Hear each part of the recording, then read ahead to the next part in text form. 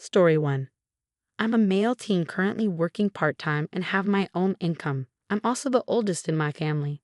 I have 4 younger siblings, 2 big brothers who are on the spectrum, and 2 sisters who are biologically my cousins and were adopted by my parents as babies. Both have Down syndrome. All 4 of my younger siblings have significant challenges and health issues. Over the years, it has drained my parents' resources and left very little for anything fun. Only when I started working 2 years ago could I afford to treat myself occasionally. Sometimes it's my favorite gummies, sometimes I save up to buy something. I bought myself a laptop earlier this year with my money because I needed something, especially with school and everything, and using the family computer doesn't work as much now because Dad works later in the day than he used to. For the last few months, I've paid for certain groceries for myself since there are so many different meals made in our house, and I usually end up with stuff I didn't enjoy. I decided to occasionally buy stuff so I could make myself something I'd like. And it was one less person for my mom to prepare food for. My brothers both have safe foods, and my sisters are also bad eaters who have limitations due to allergies and not enjoying the taste of many things. I know my parents have been struggling to afford all the safe foods, allergen foods, and stuff for themselves. A while ago, my dad asked if I could buy some family groceries for everyone. And I sat and asked him if I could get more of what I like for everyone, and he said no. He and my mom don't like the foods I eat, and my siblings couldn't and wouldn't eat them. He said just get the usual stuff, and I can live off stuff I don't love. I told him I didn't want to do that I was trying to enjoy food more, and it was one less person for them to buy for. We compromised, and I would buy myself groceries on the time instead of sometimes. Then a couple of weeks ago, some food ran out, and my dad had to use his credit card to buy a few extra groceries. I was the only person who didn't run out that week. My parents were angry. They asked why I took care of myself so much but wouldn't help out the family. Mom said it's exhausting having to feed so many different people with different needs, and I could at least buy food for my siblings if I can't give a crap about her and Dad. They said I was selfish, and I should be thinking of my family over just me. My parents said I would probably let everyone starve before I help out. And then they accused me of resenting them for adopting my sisters and adding more additional needs kids to our family. But they said that's what family does, and I should be ashamed. They also said I should never have bought the laptop and could have helped out more financially without it. Am I the idiot? Not the idiot. Your parents are legally obligated to provide for you until you're 18, and they're not doing that. It sounds as though they were doing okay until you started earning money. You're already helping them out by paying for your own food. You've also provided your own laptop that your parents didn't have to pay for. When someone is drowning, the solution is not to drown with them, it's to find lifelines. There are programs that can help them. Your parents need to seek those out. Oh, you're not a parent, don't let them turn you into one. The fact that you have to work outside your home just to feed yourself indicates that they're failing to meet your needs. It seems your needs are coming dead last. If they want more money, they can get a job that pays better or work more hours. If you start buying groceries, you will never get out of this. Even if you move out, they'll still ask for your help. Oh, sweetie, start saving your money so you can move out. Your parents bit off more than they can chew and need to reach out to the countless resources that are available to them. The best place to start is the caseworker. If I were you, I'd contact DCF myself and explain exactly what you said. Your family is struggling to make ends meet after adopting and pressuring you to provide. They won't be in trouble. They'll be provided resources and help for all of you. Also, you may want to hide your laptop. They sound very resentful about it, and I don't know what type of people they are. It's understandable that your family is struggling, but it isn't your struggle. Good luck. Story 2. A household dealing with the intrusion of a nanny who is overly comfortable, bringing her dogs and leaving belongings around. I have a nanny who comes to look after my little ones, a toddler and preschooler 3 times a week. She arrives in the morning when I leave for work at 8 o'clock a.m. and leaves with my husband or me when we get home at 5 o'clock to 6 o'clock p.m. She's been quite good with the kids, which is fine, but the only problem is she's making herself at home too much. The first problem is that she'll randomly leave things at our place overnight, such as a coat or car seat, etc. She'll also sometimes put small bits of food in our fridge and leave it overnight when she's coming the next day. But what irks me the most is the dogs. She has 2 dogs. One is a chocolate Labrador and the other is a Great Dane. I really don't like dogs. Originally, I said she couldn't bring them with her when she asked. One day, she had to bring them with her because her garden was being landscaped, so I let her but told her to keep them outside. Well, since then, she just kept bringing them. I didn't say anything since it wasn't that big of a deal and not worth the hassle. Incrementally, she's letting them get away with more and more. She first tied them up to the fence, and then she started letting them run free in the yard. Then one time it was raining, and she asked me if it was okay for them to come into the house for a bit and just stay in the kitchen. And now they're just let free rein. It's in the terms of the dogs that she's making herself too much at home. I find random chewed up tennis balls in the yard, and she set up a couple of metal bowls near the back door. The other day, I found a bag of dog treats in the pantry that I'm assuming is hers. Probably the worst of all is that she takes them out to do their business.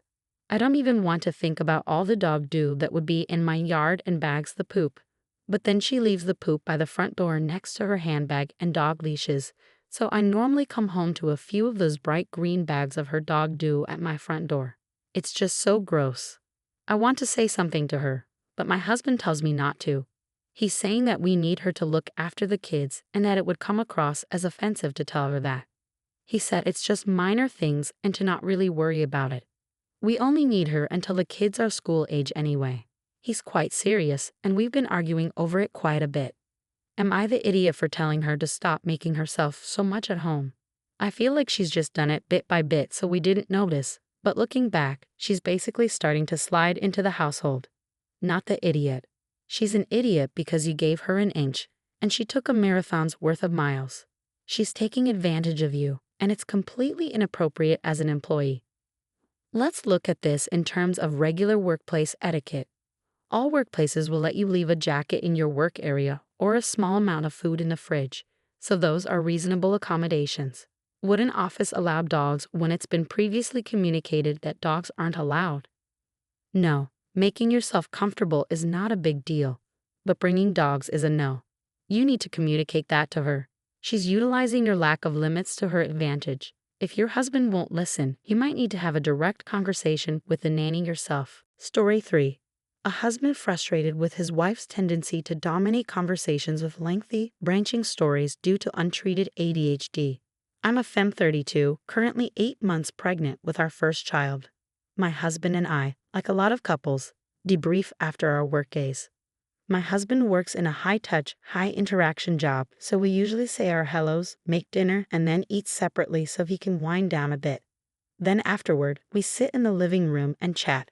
My wife, Polly 32, has mild neurodivergence, untreated ADHD, which means she tells, let's call it, branching stories.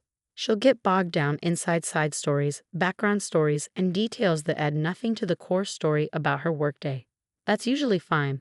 But I've noticed it getting worse to the point that by the time she's done, it's time to watch a show and go to bed. I mean, I'm spending upwards of an hour just listening and adding and oh wow because she says she gets even more distracted when I ask questions. I brought this up with Polly, and she said that I'm asking her to mask her disorder, and that's just how her brain works. I get that feeling, but I'm starting to feel like I'm a side character here because she takes up all the airtime we set aside to debrief. Here's why I might be an idiot. I said, well, we all change our communication styles based on context, right? And she said that's different and that masking is not code switching. I just want some time to talk about my day too, but I don't want her to feel bad. Am I the idiot? Not the idiot. There's no reason why you guys can't take turns telling the day stories.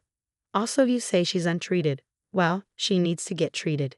It sounds a lot like your wife really enjoys when other people accommodate her divergent behaviors, but really hates having to manage them to adapt to the more typical behavior of others.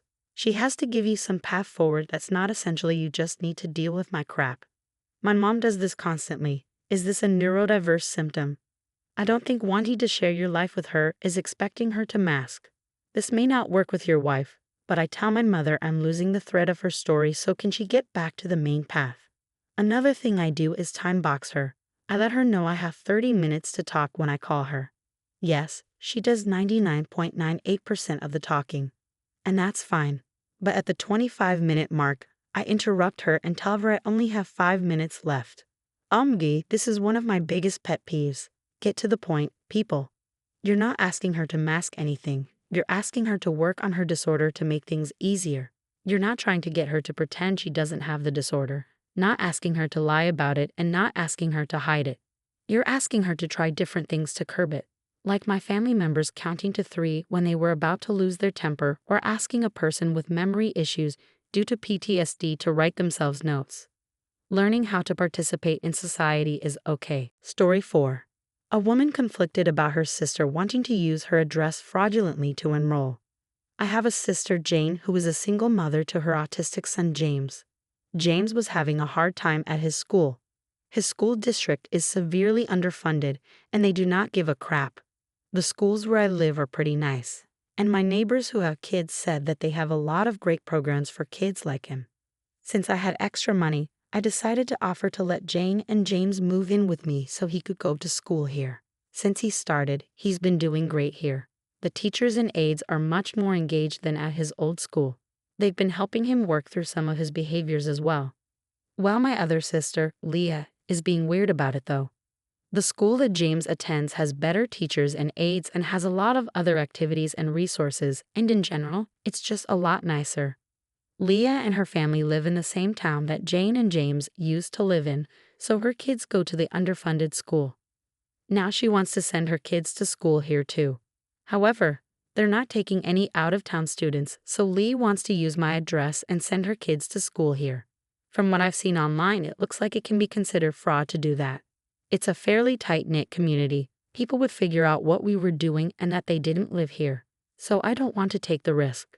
Besides, Leah's kids aren't having trouble in school. Their school may not be the best, but they're doing okay. Still, Lee thinks it's unfair that I won't help her kids get out of the crappy school by using my address when I let Jane and James move in so that they can go to school here. Am I the idiot? Not the idiot. There are ways to enrich children's educational development that don't involve fraud. Your sister needs to look into that. It's great of you to provide your nephew with special needs resources. He really needed you. You've shown kindness and support within your means, and it's okay to set boundaries to ensure the well-being of all involved. Jane and James moved in with you so he can legitimately attend school in your district. No fraud involved. Is it fair of Leah to pressure you to commit fraud, aka helping out so you have to lie and cheat to be fair to her kids?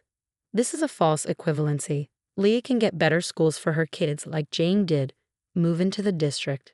It's fraud, and the last thing you want is to be held liable for your sister doing something shady. I highly suggest that if your sister is talking to you by phone over this, you text her your refusal to allow her to do this, and you keep a copy of that on the cloud so that you have proof that you said no to her suggestion.